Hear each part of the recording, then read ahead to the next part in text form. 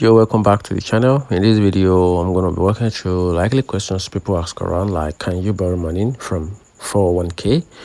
Yes, you can borrow money from your 401k, but if your plans allow it, here's how it works.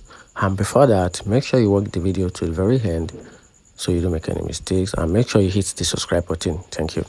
Now, here are the 401k loan basics if you want to borrow money from your 401k. So let's get started with that. You can typically borrow up to 50% of your vested balance with a max limit of $50,000, and you must repay the loan usually within 5 years longer if buying a home. And also you can pay interest, but it goes back into your account and no credit check is required. And here's a quick tips on how you can borrow from your 401k. So let's get started with that. Check if your plan allows loan. Not all employers offer this option.